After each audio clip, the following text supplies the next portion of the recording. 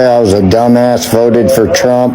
It was the worst decision I ever made.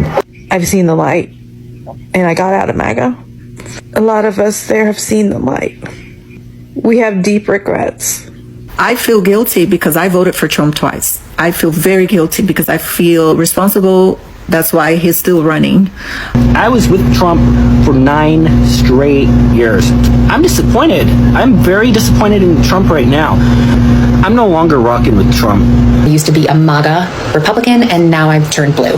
And it makes me emotional to know that I ever stood by idly and blind and let that shit happen. Because I know that I have been a Trump supporter, and I can no longer say that I am MAGA. And I regret my vote for Trump. I voted for Trump. I'm done. I don't have any more resilience in me. Hi guys, welcome to my channel, Rose M React. I'm Rosemary and I'm excited to have you here. Kindly consider subscribing and turning on the notification bell so you don't miss out on any latest discussion. Today we are diving into what's happening as the football season continues. Right now, a lot of people who voted for Trump in the last election are realizing just how much they are being affected. Let's listen to a few clips and I'll be back with my commentary. I never thought in a million years that I would actually regret voting for Donald Trump. Listen to this, you guys. My job has been frozen. Okay, I was one of the top researchers in my department. And, I never thought the day would come when an unelected person like Musk would start digging into where everyone's tax dollars are going. I thought my job was safe, okay? Now, because of Donald Trump and Elon Musk, how are we ever going to find out if cats really hate dogs and dogs really hate cats? I mean, we were making groundbreaking work, okay? And we were on the cusp of discovering that felines and canines really do, at their core, hate each other. And now it's gone. It's all gone. I cannot believe I voted for this. The distance between what people think they voted for and what people realize they got. Emily Anderson from Duluth, Minnesota, categorizes her vote for Trump this year as the, quote, biggest mistake of my life. She is horrified by Trump's focus on deportations and use of Guantanamo Bay to hold migrants. She says that Trump has been too focused on, quote, ridiculous, flashy moves such as banning paper straws and renaming the Gulf of Mexico the Gulf of America. Trump voters who just 1 month in say they are now horrified by what they helped cause when they voted for Trump. Quote, Stacey White says she voted for President Trump because she wanted lower prices and to stop fentanyl from coming into the U.S. Now, with widespread federal layoffs and expected cuts, she worries her family will lose their house if her partner is laid off from his government-adjacent job.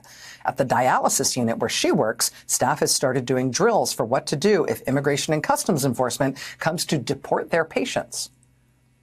Stacey said, quote, when we said safer borders, I thought he was thinking, let's stop the drugs from coming into the country. I didn't know he was going to start raiding places. She said she didn't believe he would actually follow through on some of the more hardline policies he touted during the campaign. People effed around and now they're finding out. And no group of people is going to find out more quickly than farmers because they're really going to get screwed. With the cutting of this USAID program, they're really going to get hit hard because what was that program, or is that program, that is not being operated as it's supposed to be because of Donald Trump giving complete control of the federal government to the billionaire who bought him, Elon Musk. Anyways, what was the purpose of that? The purpose was to provide humanitarian relief around the world. And a big part of that was providing food to desperate people around the world. And what we did through that program is purchase a lot of agricultural products produced by American farmers and then distribute those products around the world. Now that money is being withheld illegally, but it's being withheld, and farmers are not getting paid, and their products, their agricultural products, are no longer being purchased by the federal government. I saw a guy, you've probably seen this, it's gone viral, some MAGA farmer complaining about how all these contracts he had to sell hundreds of thousands of dollars of agricultural products to the federal government, that's all being cut now. And he's out hundreds of thousands of dollars. And he specifically starts the video by saying he voted for Donald Trump. And he doesn't take that back, by the way. Apparently, he's still a Trump supporter. And then he goes on to explain how all of these contracts, all this money he was getting, was through the Inflation Reduction Act passed by Joe Biden. And so he's benefiting greatly from Joe Biden's policies. So what does he do? He votes for Donald Trump. Donald Trump promptly kills all of that.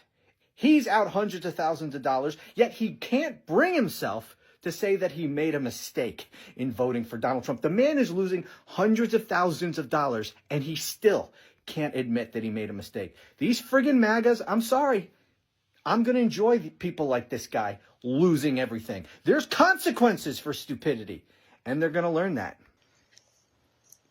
One of the biggest shocks for many Americans right now is the rising cost of daily essentials. Eggs, milk, groceries. Prices are surging to levels they haven't been before. Many are wondering, why is everything so expensive? Well, a big part of the problem comes from policy decisions made by the Trump administration. Trump's economic policies favor corporate interests while cutting back on price stabilization efforts, and now the result is clear. Everyday people are paying more for their basic needs. The same voters who cheered on deregulation and tax breaks for the rich are now struggling to afford their groceries. Another major issue is the removal of federal funding for critical services. Trump's administration is slashing Medicaid, leaving millions without health care coverage. Many of these people once believed cutting federal assistance was a good move until they needed it themselves. Now states are struggling to support those who have lost their health care coverage. Emergency rooms are overwhelmed, and people who assumed they'd always have access to medical care are finding out that the hard way that those safety nets are disappearing. Let's talk about FEMA. FEMA has always been crucial in helping Americans recover from natural disasters. But under Trump's administration, federal funds are being redirected, leaving many disaster-stricken areas without the help they need. Hurricanes, wildfires, and floods are still happening, but the support is lacking. People who once believed reducing federal spending was a smart idea are now facing the harsh reality of being left to fend for themselves when disaster strikes. Let's talk about the impact on education. Schools across the states are struggling due to deep funding cuts at the federal level. Billions of dollars are being pulled from public education, leaving schools underfunded and understaffed. Now, parents are frustrated with overcrowded classrooms, lack of resources, and underpaid teachers. The same voters who supported budget cuts for schools are now realizing that their kids aren't getting the education they deserve. Farmers, especially in rural areas that strongly supported Trump, are now experiencing major setbacks. Trade wars with China are leading to lost revenues, and many subsidies that helped farmers stay afloat are being slashed. Now, those who were once strong supporters of Trump's policies are realizing that they are struggling to keep their farms going. Many small farms are shutting down, and those that are still operating are barely breaking even. The promises of a thriving agricultural sector is not materializing, and the reality is setting in for many who thought they were voting for policies that would help them. Finally, let's talk about gas prices. While many blame external factors for rising fuel costs, the reality is that much of this is happening because of Trump's policies. His administration has pulled the U.S. out of international agreements that stabilized oil markets and has prioritized corporate profits over consumer protection. Now the result is higher gas prices, fewer regulations on oil companies, and an energy market that benefits the wealthy, while everyday people struggle to fill their tanks. At the end of the day, FAFO season is still in full swing, and people are realizing that their votes have real consequences. Many MAGA supporters are now facing the very struggles they thought would only affect others. Healthcare, education, farming, disaster relief, and basic necessities are all areas where people are feeling the impact of Trump's policy decisions. The lesson here, elections matter, policies matter, but it's important to think beyond the slogan and the promises and consider how those decisions will actually play out in real life. That's it for today's video. If you find this information helpful, don't forget to like, comment, and subscribe. Let me know your thoughts in the comment section below. Thanks for watching, and I'll see you in the next one.